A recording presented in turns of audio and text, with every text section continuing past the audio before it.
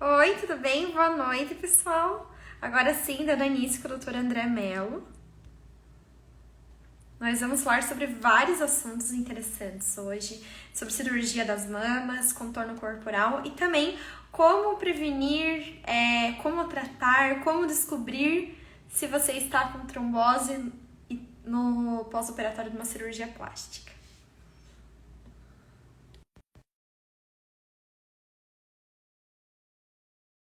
Matos, tudo bem? Agora, aceitando. Deixa eu ver. Aí, deu. Tudo bem, graças a Bom, Deus. Boa boa noite, minha noite. amiga. Tudo bom? Prazer Tudo revê-la. bem com você por aí? Tudo Que certo. Vamos bom. por aqui na Finalmente batalha. saiu a nossa live, né? Demorou, a gente já tinha combinado em dezembro. Aí em janeiro não deu certo, daí fevereiro, Pois daí é. agora quase finalzinho de março, estamos aí para fazer a nossa Que live. massa. Vamos Doutor nessa. André Mello, Vamos lá. obrigado por ter aceito o convite de participar da live. Eu gostaria que o doutor se apresentasse para as seguidoras, né? Sobre sua formação, por que decidiu ser cirurgião plástico. Bom, vamos lá. Eu tenho já 16 anos de cirurgia plástica. A gente fala aqui de Belém.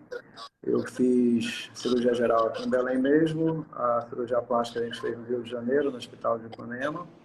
E, bom, talvez o que tenha me motivado aí a fazer cirurgia plástica é a melhora que a gente pode proporcionar para a qualidade de vida das pessoas, enfim, eu acho que esse aí Com é o grande certeza. motivador. Você fez alguns cursos recentemente? Ixi, vários. Esses últimos 6 meses aí a gente fez mastopexia em L, fizemos lá com a Sim. Adel, aí com a Adel, né, melhor dizendo, aí em Curitiba. Fizemos o Lipo HD com o Edgar Lopes em São Paulo. Tive agora há pouco com o Maurício Viaro para Ultra HD também. Semana que vem a gente vai participar do SAP, que é o Congresso Latino-Americano, lá em São Paulo. Então, Sim, sempre é sempre movimentado. estudando, né? E buscando se aperfeiçoar para oferecer o que há de melhor para os seus pacientes. Essa é a ideia. Eu vou É começar assim. aqui com as perguntas, então, que foram muitas, né? A gente até tinha conversado, será que vai dar tudo? Mas eu acho que a gente vai acabar fazendo essa live em duas partes hoje, né? A primeira parte e a segunda parte continuando ali de tanta pergunta que tem. Vamos começar sobre Vamos lá. mastopexia. Quem faz mastopexia uma vez, pode estar Uhum. fazendo pela segunda vez? Pode, até, na verdade, pode fazer até mais do que duas. Naturalmente que assim, a gente, numa mastopexia secundária, terciária e daí por diante, você espera uma dificuldade um pouco maior. Você tem um risco de problemas também um pouco maior, por exemplo, a necrose de areola e tal. Então, essa possibilidade ela se torna um pouco maior, mas a possibilidade existe sim, porque naturalmente que o tempo passa, existe um envelhecimento, essa mama ela vai ceder. Então, em algum momento da vida, o paciente vai acabar sentindo necessidade de mexer nessa mama por uma outra vez. Né? Somente quem faz a cirurgia muito jovem, e aí quando você já está ali meia idade, alguma coisa assim, é natural que sinta Muito necessidade de mexer de obrigada. novo. Quais são os tipos de textura de prótese e seus benefícios? Bom, hoje em dia no mercado o que é que você tem? Você tem as próteses texturizadas, né, que são talvez as mais tradicionais, você tem uma textura bem delicada dela. Você tem as próteses de poliuretano, que essa textura ela é mais importante. E você tem as próteses de nanotextura, principalmente a Motiva, que elas se comportam quase como lisas, ah, que aí são as que a gente tem mais ou menos no mercado hoje. O que é que muda? Quanto mais textura você tem, normalmente ela mais se adere nos tecidos que estão em volta. Então, uma prótese lisa, ela gera uma cápsula muito fina. E ela, preferencialmente, hoje em dia, por exemplo, é usada nessas cirurgias que a gente faz em dual plane ou então submuscular, né? As próteses de poliuretano ou com textura, muitas das vezes elas são usadas acima do músculo. Isso não é naturalmente obrigatório, mas, de um modo geral, as pessoas acabam tendo essa preferência dessa Muito maneira. obrigada. E qual seria a sua preferida hoje? Eu tenho usado Motiva já tem alguns anos. Essas próteses de nanotextura, elas estão associadas a uma quantidade menor de problemas no longo prazo, né? Então, muito se falou ultimamente nos últimos anos de uma situação chamada BIA-ALCL, né? Que é o linfoma que pode dar na cápsula.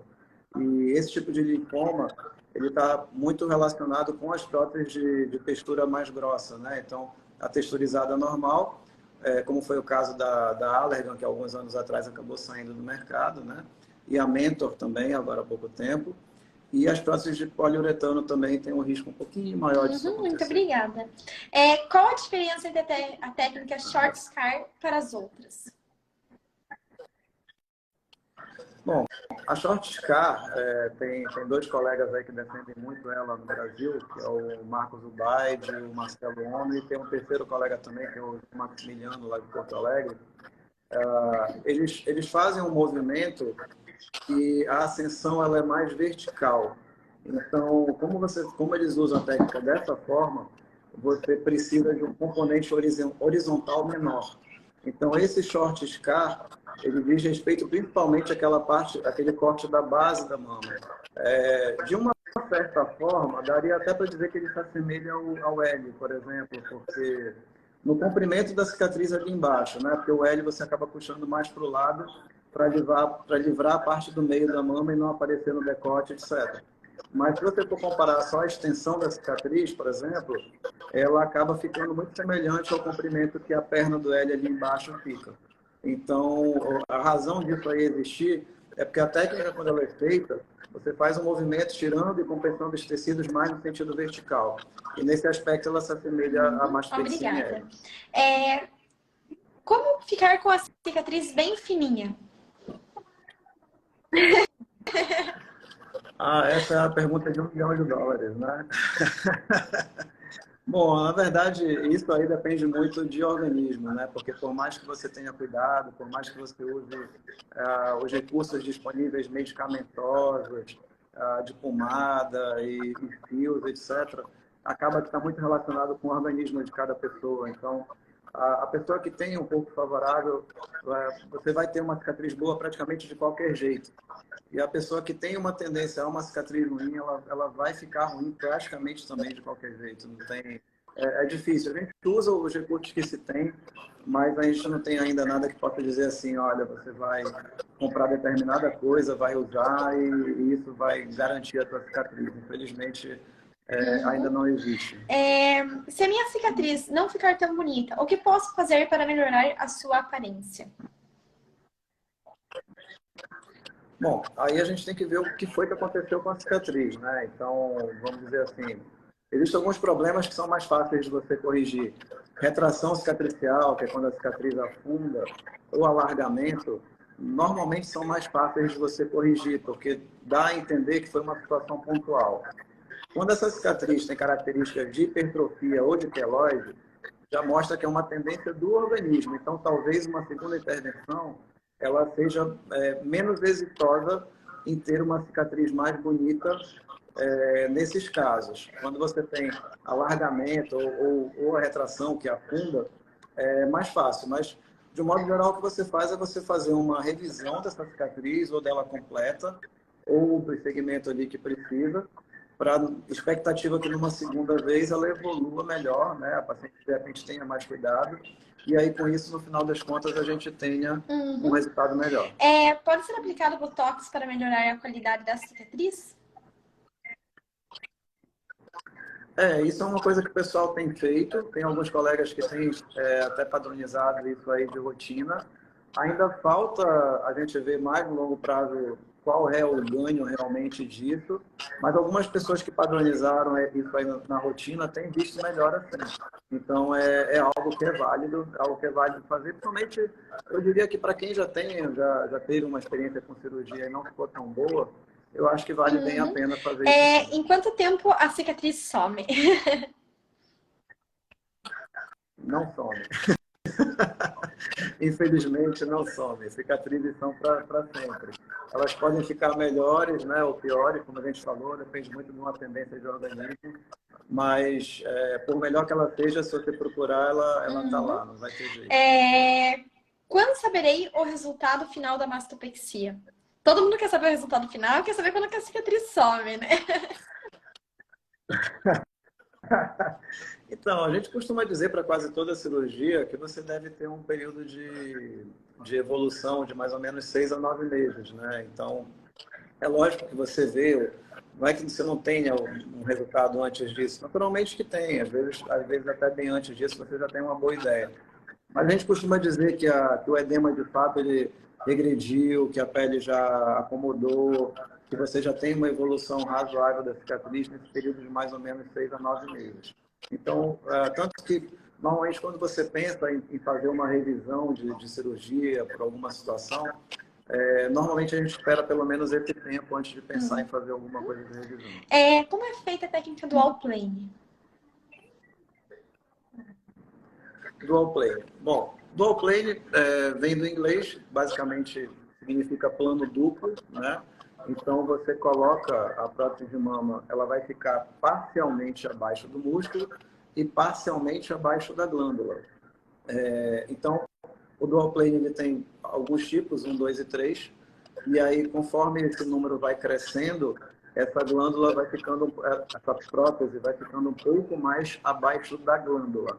Quando você faz o dual plane 1, ela fica prioritariamente abaixo do músculo e conforme você vai subindo 2 e 3, ela vai ficando mais para baixo da glândula. Mas, de um modo geral, o dual plane significa uma prótese que vai estar colocada parcialmente abaixo do músculo e parcialmente abaixo da glândula.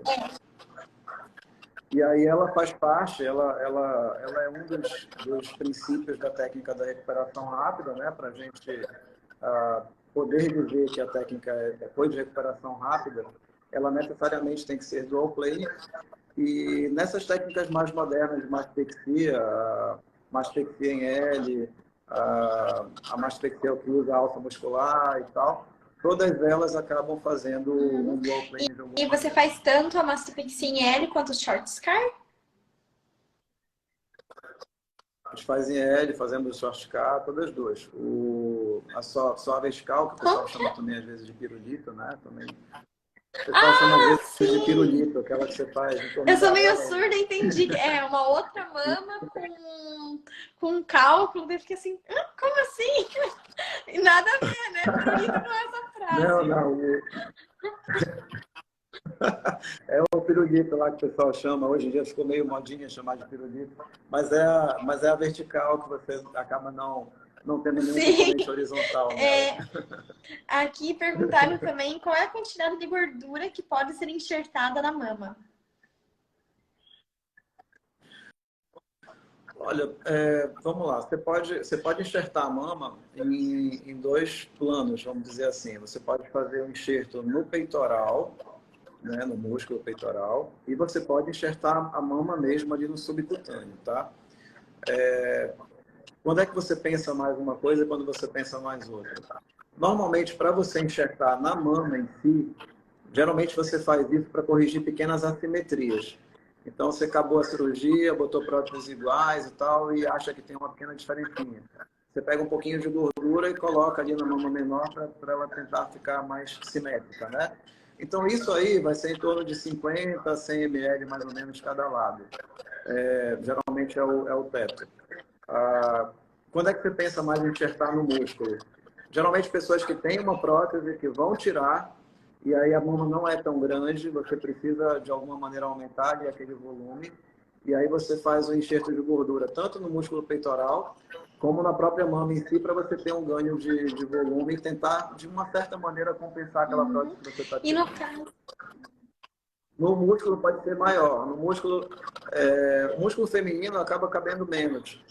Quando você faz um enxerto de músculo peitoral em homem, você pode chegar em 500 ml, 600 ml. Mas no músculo feminino, geralmente o pessoal faz de 100 até 200, e mais ou no menos. caso daquelas que não querem colocar prótese de jeito nenhum, dá para obter um resultado satisfatório só com gordura? Eu diria assim, é um resultado bom, é um resultado satisfatório, porém é um resultado que não é igual à prótese. Então, a pessoa tem que saber que não vai, vou botar a gordura e vai ficar igual à prótese. Não, não vai. Vai ficar bom, vai ficar legal, mas vai ficar diferente. Muita gente às vezes pergunta assim, você acha pior ou você acha melhor? Eu não acho que seja uma questão de pior ou melhor. É diferente. É diferente. Uhum. Perguntaram aqui qual a diferença da cirurgia moderna de mamas com recuperação rápida para a técnica clássica. Então, eu mencionei de passagem agora, né, na pergunta do dual plane, né, quando você faz a recuperação rápida, ela foi padronizada com 14 pontos, né, normalmente tem essa história dos 14 pontos, que são 14 passos técnicos que você tem que fazer, que diferenciam ela da cirurgia tradicional, vamos dizer assim, anterior, que geralmente era feito abaixo da glândula, né, apenas abaixo da glândula. Entre alguns pontos desse da recuperação rápida, ela necessariamente ela é dual plane, ela envolve uma anestesia geral, você tem que usar um funil, que é para a prótese não ter contato com a pele. Então, tem alguns detalhes técnicos, talvez alguns deles sejam muito mediquês, mas existem algumas coisas que você necessariamente tem que fazer para que ela seja diferenciada da técnica tradicional. E a vantagem, vamos dizer assim, para paciente, como o próprio nome que ficou conhecido, né, da recuperação rápida, é que você já mexe o braço livremente no mesmo dia da cirurgia, no dia seguinte você pode tocar suas atividades praticamente de forma normal. Então, esse é o grande ganho, né? Esse é o grande benefício da técnica. Comentando sobre algumas partes mediquês, no quesito como que eu vou dizer, prevenir seroma e complicações, realmente ajuda esses passos da prótese de recuperação rápida? Ajuda, é muito difícil ver seroma muito difícil ver seroma nessa técnica quando bem executada, tá? Muito difícil ver seroma, hematoma, muito raro. Mas eu te diria que de um modo geral, seroma na cirurgia de prótese mamária, mesmo nas técnicas tradicionais, também é muito raro frente ao número de cirurgias que se faz. É mais frequente você ver seroma ali nas cirurgias de contorno corporal, abdômen, lipo, é bem mais frequente. Tá? Você usa dreno nas suas cirurgias mamárias? Eu uso dreno em mama apenas quando são mamas redutoras muito grandes. Mas quando tem prótese, eu sou favorável a uma corrente que defende que quando você coloca prótese, nunca coloca dreno. Porque, de qualquer maneira, o dreno ele tem as vantagens dele, mas de qualquer maneira ele é uma via de acesso ao meio externo e você pode ter uma contaminação da prótese e acabar tendo algum problema maior depois. Então, eu prefiro não colocar dreno toda vez que tem prótese envolvida. E em relação ao contorno corporal, usa dreno ou prefere não usar? Eu uso dreno sempre quando é abdominoplastia. Quando não é então, abdominoplastia, suas lipos eu não uso dreno sem nunca. dreno. Esses dias eu descobri que o Royos também ele não recomenda dreno em lipoaspiração. E eu não imaginava, porque tem grande parte que usa dreno. Mas, tipo, se o cara que fez a Lipo HD, né, criou a Lipo HD, não usa, significa que é o mais correto. Eu concordo com o raciocínio dele, tá? No Brasil também, o cara que talvez seja um dos maiores nomes de Lipo HD é o Edgar Lopes, lá em São Paulo, né? E também ele defende fazer sem dreno. Também. Eu achava que a doutora Edgar usava. Que coisa, né? Não. Também da mesma forma ele usa mais ou menos a mesma tecnologia lá do Royos, que é a tecnologia que a gente sugere para você ter também melhor resultados, né? Que é ultrassom, retração de pele depois, que no caso dele é o Renuvium. O ultrassom dele é o Vaser, mas ele sempre faz associação de Vaser com Renuvium e sem dreno. Porque acho que vê, né? A maioria das pacientes, inclusive eu, né? Se um dia quiser fazer lipo, o pavor seria o dreno, e é tão ótimo descobrir, né? Agora eu consigo descobrir que vários cirurgiões não usam. Então, parabéns para quem não usa, porque o dreno é um pesadelo. Eu te diria que provavelmente para lipo e tal, eu acho que a minoria use. É, assim, não é questão de dizer, a gente não está dizendo aqui que está certo uma coisa ou que está errado, mas são escolas, né? Você defende um determinado conceito. Eu não vejo necessidade, nunca usei Dreno, não vejo, nunca, nunca senti falta da presença do Dreno ali Que para que não ia maravilha. E ajudar em às vezes nada. tem que impulsionar a paciente no pós-operatório? Como que funciona? De lipo, muito difícil. Abdômen, porque você tem uma área de descolamento maior, né? Então, na abdominoplastia, aquele espaço ali, ele é favorável a você gerar líquido. Então, essa é a justificativa porque eu gosto do dreno no abdômen eu sempre uso. Mas pós-operatório de abdominoplastia, sim, acontece de você eventualmente fazer função de seroma depois que você tira o dreno. É bem possível. Até razoavelmente, até bem frequente, eu diria. Até quantos ml pode colocar em uma mastopexia? Isso. Você fala de tamanho de prótese? Olha, quando você coloca ela submuscular, você tem um espaço mais restrito, né? Submuscular total ou então do low plane, você vai ter um espaço mais restrito. Então, a gente dificilmente vai chegar num tamanho de 400 ml, por exemplo. Ou pelo menos não numa cirurgia primária.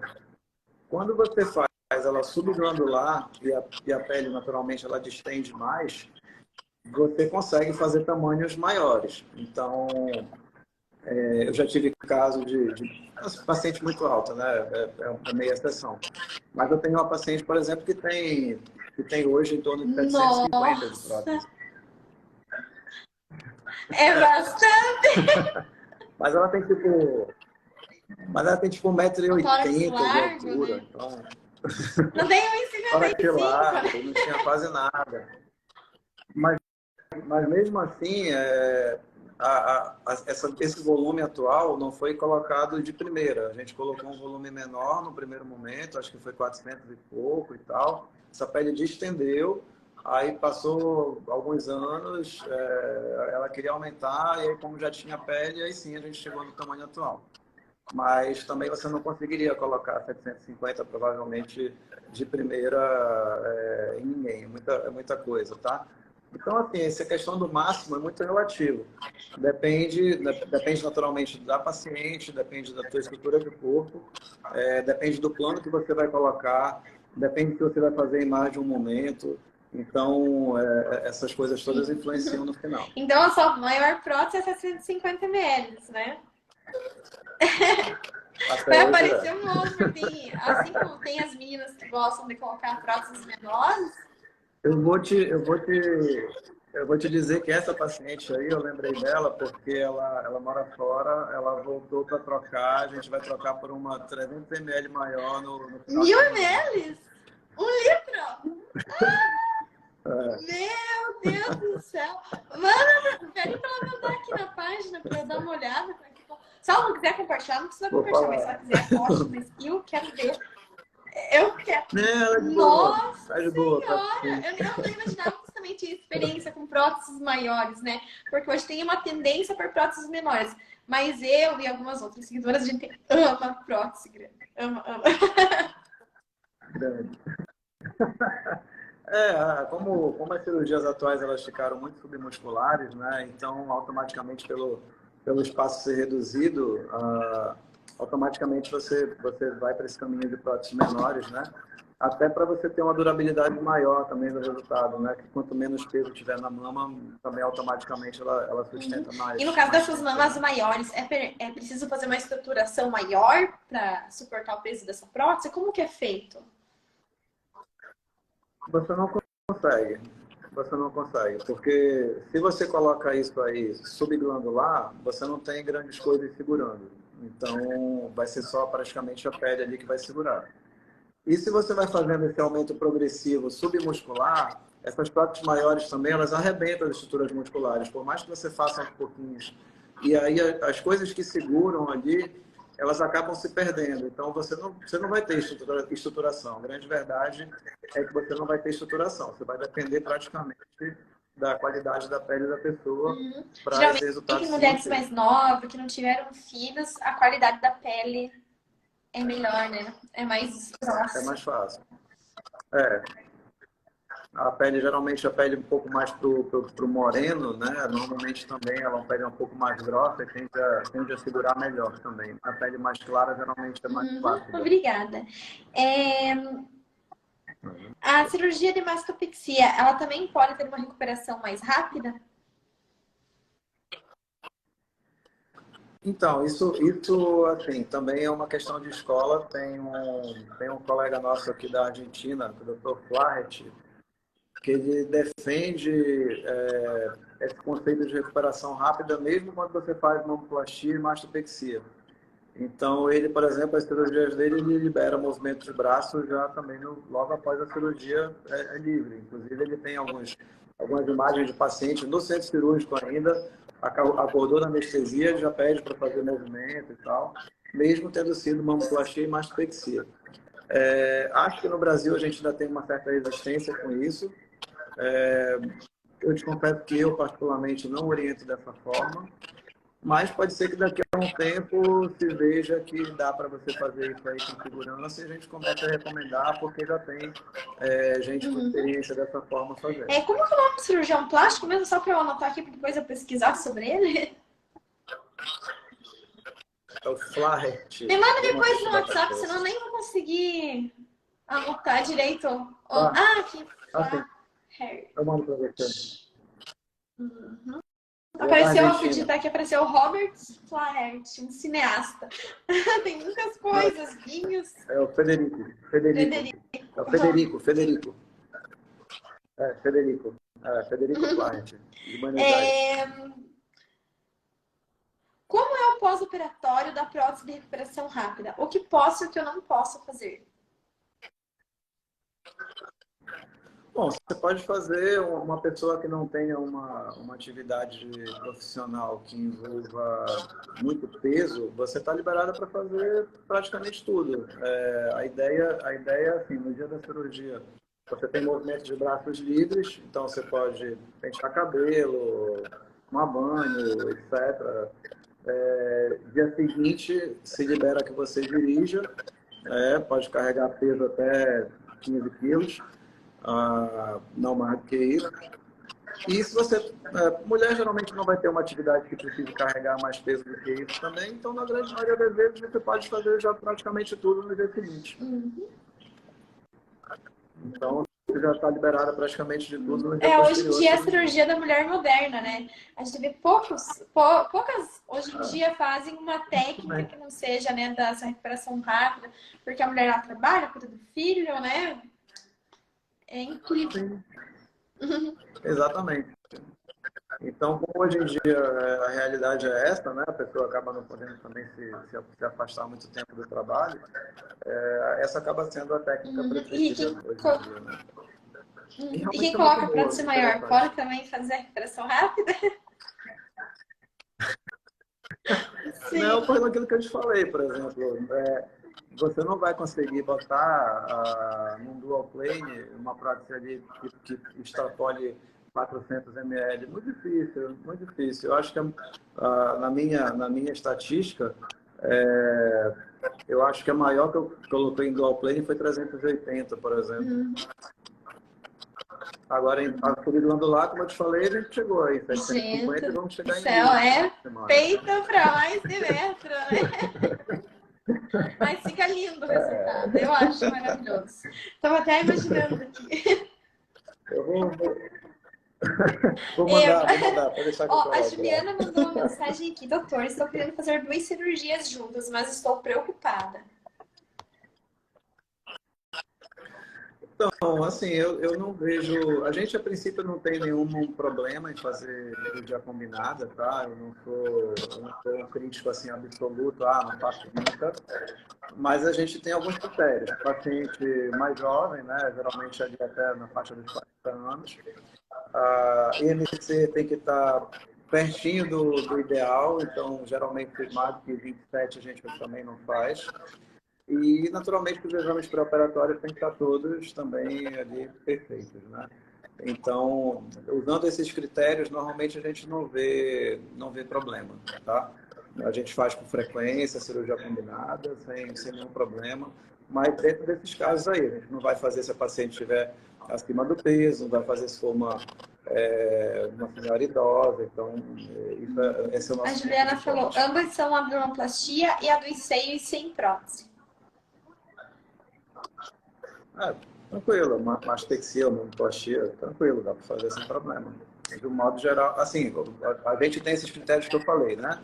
Tem colega que encontra, não passa o ponto final e não faz e acabou. A gente usa esses critérios. Mamoplastia, quais os principais cuidados do pós-operatório? Olha, eu ainda restringo um pouco o movimento de braço, então normalmente a gente pede que a pessoa eleve o braço até a altura do ombro, né? Mais ou menos ali 90 graus. Isso te permite uma boa quantidade de movimentos, né? Você consegue fazer suas coisinhas do dia a dia, tomar banho, escovar dente, comer sozinha, pentear o cabelo, dá para fazer, né? A gente normalmente, o que seria o maior problema, talvez, assim, o pessoal reclama? Eu peço que não dirija por um período de 30 dias. Isso normalmente que o pessoal acaba reclamando mais com a gente. Mas as suas coisas em casa dá para você fazer. A gente pede que não carregue peso também, né? Principalmente ali quando é caso de pessoas que têm criança pequena ainda. Então a gente pede para dar uma segurada, até porque se for muito pequenininha, às vezes bate em você sem querer. E aí pode acabar abrindo ponto e a gente tendo algum E vamos problema. supor, caso abra algum ponto, qual é a primeira coisa que o paciente tem que fazer? Avisar a gente, né? Se for uma paciente, às vezes a gente opera paciente que mora fora da cidade, né? Mas se for uma paciente da mesma cidade, avisar a gente, tentar passar o mais breve que puder para dar uma olhada, né?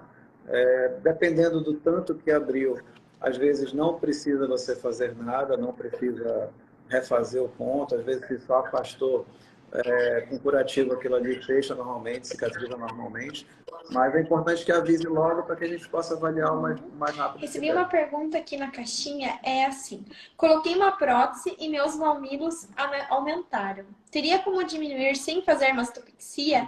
O peito está bom, não é caído. Quando você coloca uma prótese, somente se for uma prótese maior, o que é que costuma acontecer? Você vai ter uma distensão da pele da mama como um todo. Então, em geral, você tem um aumento sim, ali da areola do mamilo. Ah, Se a questão for a areola, você pode fazer uma mastopexia periareolar, né? Porque aí você diminui ali a areola. Para você diminuir a areola, você tem que cortar em volta dela toda, não tem jeito. Isso aí é inevitável. Se for um mamilo só, você tem algumas maneiras de fazer, que eu gosto mais. A gente corta bem na base do mamilo e aí você consegue encurtar ele. Aí tem que ver qual é a necessidade da pessoa, porque às vezes o paciente confunde a areola com o mamilo, mas eu tentei dar uma explicação das duas para contemplar aí a dúvida dela de forma mais completa. Mas é possível, tá?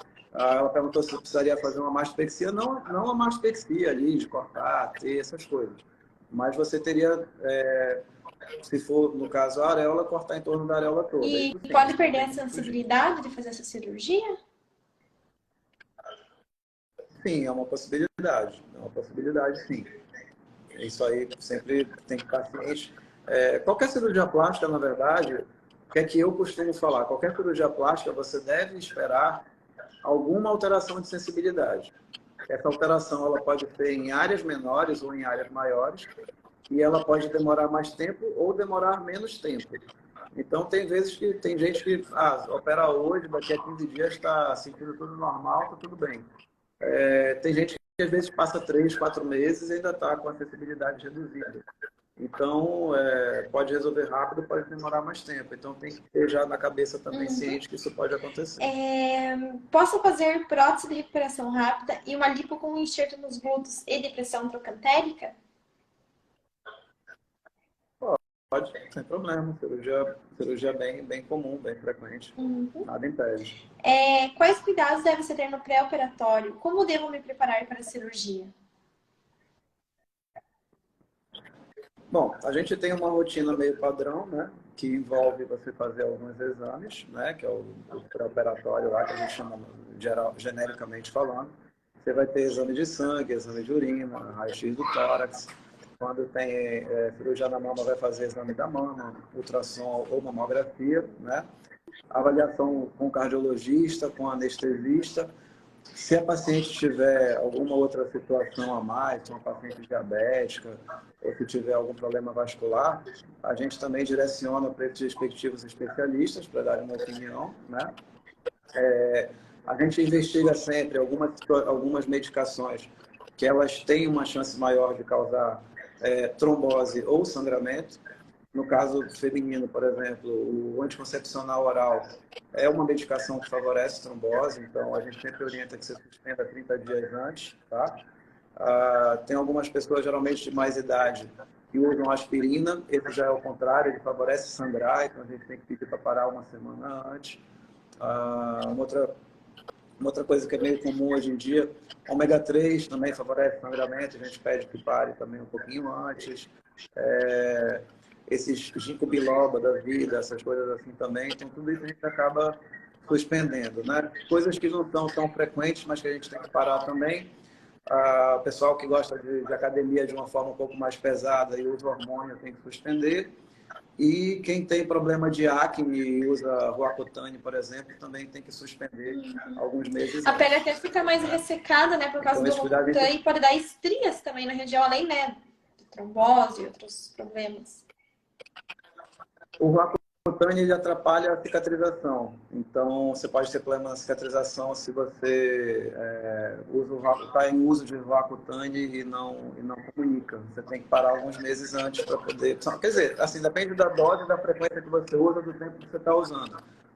Comecei a usar semana passada. Tá, ok. Então, suspende e pode operar, ok, normal. Mas se você está usando na maior dose, que é 60 miligramas, já está usando há alguns meses, então você tem que dar uma desintoxicada antes de poder operar. Obrigada. Aqui perguntaram até que idade pode ser feita a redução dos seios? Não tem uma idade teto. A gente fez agora, há pouco tempo atrás, eu operei uma senhora que tinha quase 70. Estava tudo bem, ok, estava bem de saúde, estava bem de peso, a gente fez exames ok. Então, enfim, não tem um limite, depende de como você está de saúde, né? Se tiver tudo ok, a gente pode, assim, a gente vê que faz sentido, a gente E faz. no caso, diferencia muito a cicatrização para essa pessoa que tem mais idade para uma pessoa mais jovem? A cicatriz fica mais fina, mais grossa? Como que fica essa cicatrização? Eu costumo ver resultados melhores no paciente mais idoso. Acho que assim, não tem um trabalho, não tem algo que justifique isso. Mas a nossa observação é que acaba ficando melhor no paciente mais idoso. E tem uma coisa que é importante também, normalmente elas se comportam melhor. Isso é verdade, vem o juízo com a idade, né? Então não vai fazer arte antes da hora, que já ajuda muito. Então quem tem medo de ter uma cicatriz aí, mais ou menos, espera lá para fazer cirurgia plástica com 60. Né? Mas normalmente fica melhor, sim. Perguntaram quanto tempo dura a cirurgia de mastopexia e qual o tipo de anestesia. Então, isso varia muito de profissional para profissional, de equipe para equipe, tá? E esse detalhe do tempo de duração e da escolha da anestesia, ela também é uma daquelas coisas que não tem certo ou errado, não é demérito nem nada desse tipo. A gente, por exemplo, faz muito com anestesia peridural, mais sedação, é uma preferência da nossa equipe de anestesistas, mas em alguns casos a gente opta por geral, por exemplo, dessa senhora mais idosa a gente acabou fazendo com geral.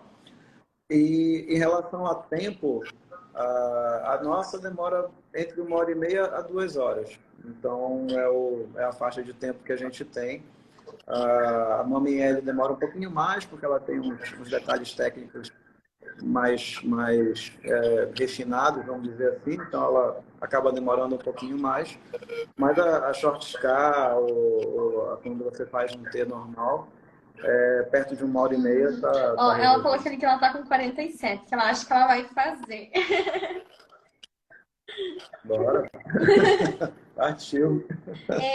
Perguntaram aqui também sobre necrose. Pode ocorrer necrose? O que fazer para evitar? Morro de medo. Não diz. Necrose de areola. Bom, mas como a gente está falando de mama, eu vou deduzir que ela está se referindo à necrose de areola. Sim, é uma complicação possível na cirurgia da mama, né? Felizmente, bastante rara. Quando é que você vê mais? Casos secundários, né? Ou terciários, daí para frente, quando a pessoa já tem cirurgias anteriores. Então, aquela área ela já está mexida, então automaticamente a chegada do sangue ali ela é prejudicada. E quando você tem mamas muito grandes, e aí você tem que fazer reduções muito grandes, você tem que fazer manobras muito grandes para essa areola voltar para o lugar, e aí em casos assim você tem uma chance maior de necrose, sim. E pessoas que tenham, além disso que eu falei, pessoas que tenham alguns problemas de saúde, por exemplo, o diabético ele tem um problema de cicatrização já maior, isso aí é inerente à doença. Pessoas que tenham problemas vasculares também, isso pode acontecer.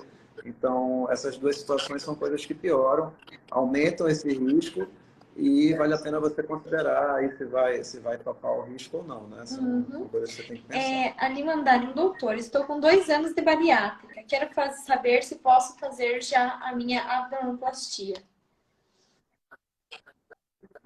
Pode, a gente, na verdade, o que a gente tem padronizado aí com o pessoal da bariátrica, normalmente é em torno de 1 ano e 2, 1 ano e 3 meses, que é quando, na média, se atinge a estabilidade de peso depois da cirurgia bariátrica, né? Mas o critério é você atingir estabilidade de peso. Eu já tive a oportunidade de operar paciente com bariátrica de 9 meses, por exemplo. Ela já tinha chegado no peso que estava proposto, não tinha mais o que perder, já tinha estabilizado tipo 1 mês, mais ou menos, não perdia nada. E aí a gente fez a cirurgia, sem problema. Então, 2 anos está Você tranquilo. faz abdominoplastia reversa?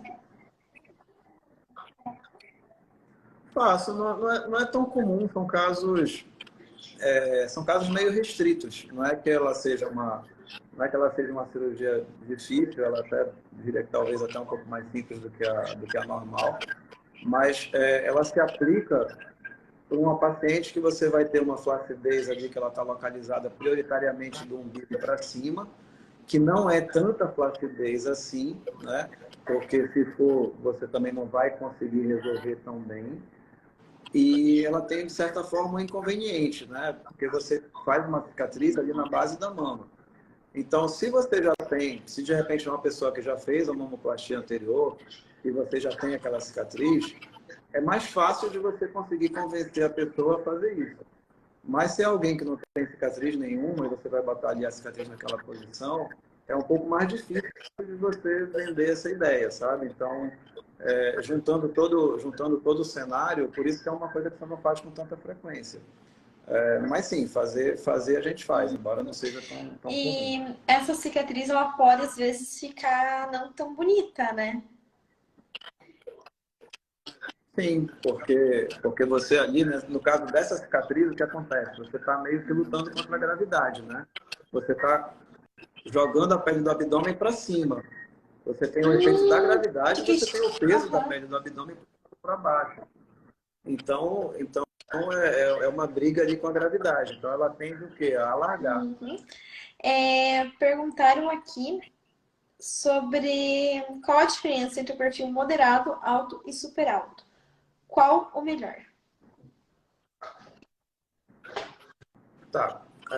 Vou dizer primeiro que assim, não é que seja melhor ou pior, depende do que você pretende, depende um pouco do gosto da paciente, depende se você for fazer submuscular, depende do tamanho do músculo que você tem, da base. Mas o que acontece? Quando você vai aumentando o perfil da prótese, você sai do moderado para o alto e para o extra alto, você aumenta a projeção dela, a altura dela, né? Quando você aumenta a altura dela, você diminui a base dela, ela fica menos espalhada. Então, isso é o que diferencia as próteses. Então, às vezes, você tem um espaço um pouco menor, você quer usar uma base menor. Né? Às vezes, você tem uma paciente que gosta daquela mama mais projetada, colo mais cheio, você também usa perfis mais altos. A pessoa quer um resultado um pouco mais discreto, você usa perfis mais baixos, paciente mais magrinha, toda minhonzinha e tal, que não quer um resultado marcado. Aí você pega um perfil um pouco mais baixo para dar um resultado mais natural. Mas é igual eu estou dizendo, não é uma questão de melhor ou pior, é uma questão de você adequar para o caso que você tem e mais ou menos a ideia que a pessoa tem em mente, né? E aí você escolhe o que vai Até ficar a melhor. próxima pergunta é como ter um resultado natural de silicone. Então, escolher próteses mais baixas. É, você tem que adequar, por exemplo, uma das coisas que você tem que raciocinar quando você vai fazer a prática de recuperação rápida. Você tem que tirar a medida da base do músculo ali para ver quantos centímetros você tem e ver dentro do catálogo da prótese e dentro do que você está pensando, se perfil mais alto ou mais baixo, o que é que encaixa, né? Quando você começa a extrapolar muito aquilo ali, você automaticamente você vai ter alguns prejuízos. Você vai perder um pouco a naturalidade e você vai perder também os ligamentos de sustentação que o músculo tem. Então, quando você coloca uma prótese muito grande, ela vai acabar rompendo aquilo ali tudo e você perde as vantagens que a técnica te oferece no original. Obrigada.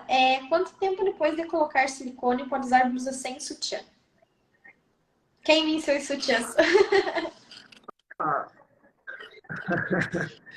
olha, tem gente que gosta, por exemplo, nem gosta tanto do sutiã. Tem alguns amigos que defendem você usar tipo, top de academia. É uma ideia, também não vejo nada contra. O sutiã, ele não deve ser apertado, tá? A paciente às vezes tem a ideia de que tudo tem que apertar, né? A cinta tem que apertar, o sutiã tem que ficar apertado. Então, esse lance do sutiã é relativo também. Não, é meio relativo. Numa prática de recuperação rápida, que você estrutura bem, eu diria que, de repente, 7 dias, 10 dias, você pode até pensar em dar uma saída certa, ou usar um top desse, que você não vai ter nenhum grande prejuízo. Obrigada. A prótese de poliuretano pode virar? Todas elas podem, embora a prótese de poliuretano, ela é uma macro textura que a gente chama, ela é a mais grosseira de todas. Grosseira não é no sentido de ruim, de inferior. Ela é mais grosseira porque ela é mais rugosa, mais grossa, se a gente pegar, por exemplo, uma prótese da Motiva, que é quase lisa. Então, isso tem um objetivo, ela gerar na cápsula que se forma em torno dela maior aderência. Então, por esse raciocínio, teoricamente, ela tem menos chance de virar. Mas todas elas podem. Existe a possibilidade, sim, dela virar de cabeça para baixo. Enfim, é possível. É possível colocar uma prótese maior para preencher o colo e evitar uma mastopexia? Isso é possível até um certo ponto. Então, isso funciona muito quando você tem uma mama pequena e uma pitose pequena também. E aí você meio que enche a mama como se fosse um balão. Eu até costumo falar dessa forma para simplificar o entendimento. Então é como se você estivesse enchendo um balão. E aí você compensa aquela sobrinha de pele que tem e você salva uma mastopexia. A gente tem feito agora ultimamente também, tem uma técnica que ainda está começando, ainda é meio questionado os resultados, que chama mastopexia interna. Para casos assim que você faz um corte um pouquinho maior para colocar a prótese, mas você faz uns pontos por dentro, levando a mão um pouco mais para cima, prendendo ela no músculo. Então, mas é para casos assim, de mama pequena com pouca queda. Você não vai salvar aquela mama muito pesada, não vai conseguir salvar dessa forma. Perguntaram se uma mamoplastia sem silicone, os seios ficam caídos? Não, aí é aquela história, né? É melhor ou é pior? Eu acho que você vai ter um resultado mais natural se você fizer sem a prótese. Aí depende um pouco do que você está pensando, né? Cair, volto a dizer, acho que eu já falei anteriormente, vai cair de um jeito ou de outro, com prótese, sem prótese, Isso é questão de tempo, é questão do que vai acontecer com você ao longo da vida. Ah, mexi na mama com 20 anos, aí com 30 engravida. Vai ter um impacto, vai ter uma perda de resultado. Isso é natural, é esperado. Mas quando você faz sem prótese, eu diria que a grande diferença para a cirurgia com a prótese é o efeito de naturalidade, se você gosta de um efeito mais natural.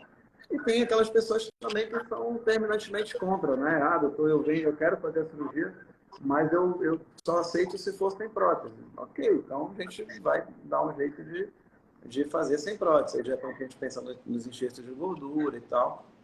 Ela vai ter alguns limites, né, em relação ao resultado, mas se a pessoa está afim daquele resultado, é aquilo ali, está tudo bem. Eu acho que a gente vai chegar na Gostei. expectativa Cada um com dela. seus gostos, né? Desejos, seja prótese grande, seja não ter prótese, seja uma prótese menor, um resultado mais natural, um resultado mais artificial. Não tem certo nem errado. É o É o que, que ela tá é o que a buscando, pessoa né? O que ali ela vai ficar deseja. feliz e a gente tenta, dentro das possibilidades técnicas, tentar chegar no que a pessoa está pensando, né? Porque às vezes não é possível, né? Às vezes a pessoa imagina determinada coisa e não dá para fazer. Mas, se for viável tecnicamente, a gente tenta fazer isso aí. Como ter um colo marcado?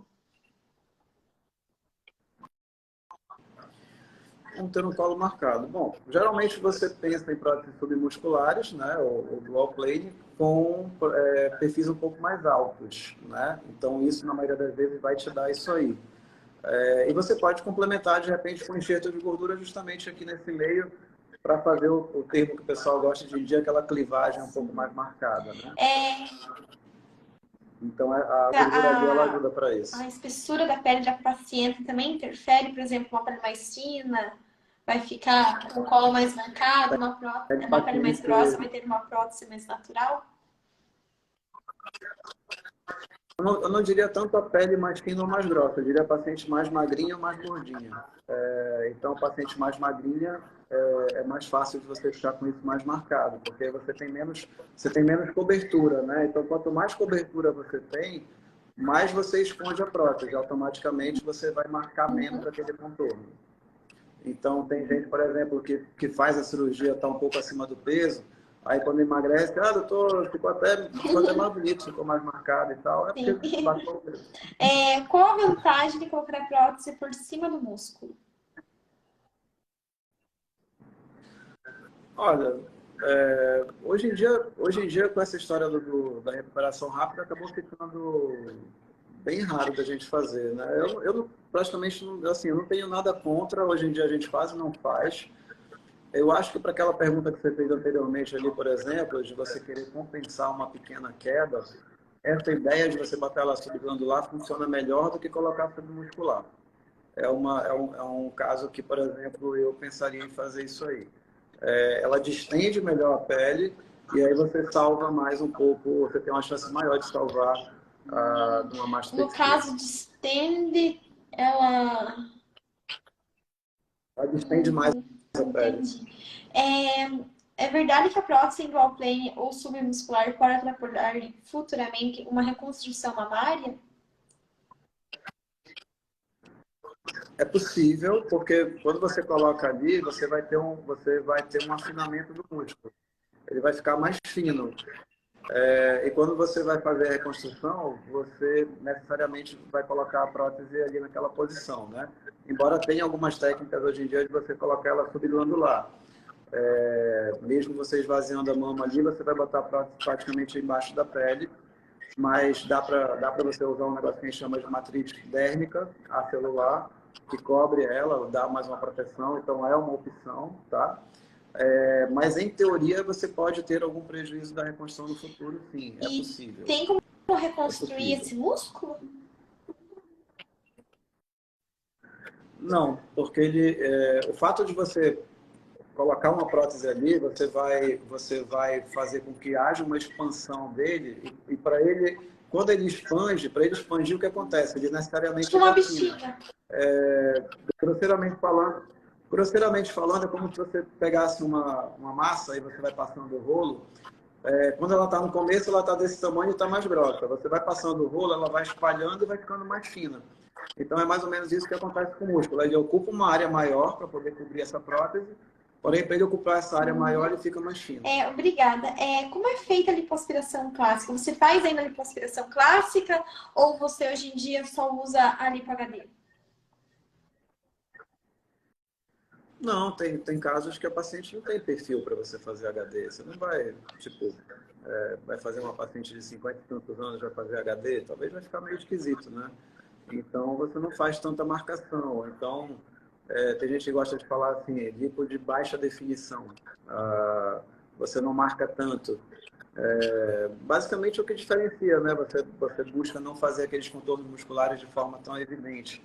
Então, não acho que seja para todo mundo, não faço sempre. Acho que tem um perfil. Paciente mais jovem, paciente que tem uma atividade física minimamente regular e tal, tem bons hábitos. Então, minha maneira de ver. Tem gente que gosta de fazer praticamente 100% dos casos. Eu já discordo um Obrigada. pouquinho. Quais as vantagens da lipo tradicional em relação à lipo HD? Não, você tem, assim, a maneira de fazer, ela é basicamente a mesma, as duas são lipoaspirações. Quando você faz HD, você tem um detalhamento um pouco maior em algumas regiões, e normalmente o conceito do Royos, na verdade, é de você fazer grandes áreas do corpo, né? Então, você faz a cintura ali, abdômen, costas, você faz braço, perna, o que precisar fazer, enxertos por todos esses lugares. Então, o conceito da definição é um pouquinho mais amplo, é isso tudo aí. Ah, mas eu não acho que é aquela história, não é que seja um melhor ou pior do que o outro. Eu acho que depende da pessoa, depende da paciente. Volto a dizer, na minha opinião, uma paciente de mais idade, eu não faria uma lipo de alta definição. Até numa paciente mais cheinha, né? Ali. Mais cheinha também, acho que perde um pouco o sentido. Acho que tem que ser uma pessoa que já está ali mais ou menos no rumo, sabe? Uma pessoa que está com peso bom, atividade física boa. Aí eu acho que faz sentido. Obrigada. O resultado da correção de uma depressão trocantérica é satisfatório? Na grande maioria das vezes, sim, mas o que acontece? É uma área realmente chata de tratar. A gente tem que lembrar que todo enxerto de gordura está sujeito a uma perda, né? Então, ali perde, eu vejo que ali perde um pouco mais até do que no glúteo, por exemplo. Então, o grande problema é você enxertar, perder a gordura ali no pós-operatório e você ainda notar um certo grau de depressão, por mais que tenha tido uma melhora, mas que você não conseguiu resolver 100%. Mas eu diria que melhorar praticamente sempre melhora. Talvez por esse imponderável que a gente não pode controlar, que é a perda da gordura, às vezes você não atinge 100%, mas eu diria que sempre melhora. Obrigada. E mais uma pergunta ainda sobre depressão trocantérica. A paciente que faz academia, né? Se ela emagrecer, ela vai perder esse resultado? Então, mas aí quando você pensa no emagrecimento, você vai emagrecer como um todo. Vamos supor que você conseguiu corrigir, está nivelado. Se você baixar de peso, vai baixar nivelado, né? É porque aquilo naquela área ali, antes de você mexer, ela era mais funda em relação ao entorno, né? E você nivelou, você deixou ali ok. Então, baixando de peso, ela não vai fazer, não vai sentir Obrigada. diferença. Após a gravidez, quanto tempo devo esperar para fazer lipoaspiração? Pelo menos 6 meses. E se por acaso, depois desses 6 meses, a pessoa ainda estiver amamentando, aí você tem que terminar de amamentar, não ter mais nenhuma produção de leite para poder pensar. Desculpa, em alguma E ainda cirurgia. pensando sobre gravidez, né? As pacientes que elas fizeram cirurgia, uma lipoaspiração, antes de engravidar, como que é a gestação delas? Elas vão engordar menos? Elas vão conseguir ter um pós-gestação com um resultado melhor? Não tem impacto no peso que vai ganhar depois durante a gestação, tá? Isso não interfere. Agora, manutenção do resultado, aí sim eu diria que depende muito do que você vai ganhar na gestação e do teu tipo de pele. Então, eu tenho pessoas que a gente operou antes de engravidar, que depois voltaram, e o impacto foi muito pequeno, mas tem também o exemplo ao contrário, pessoas que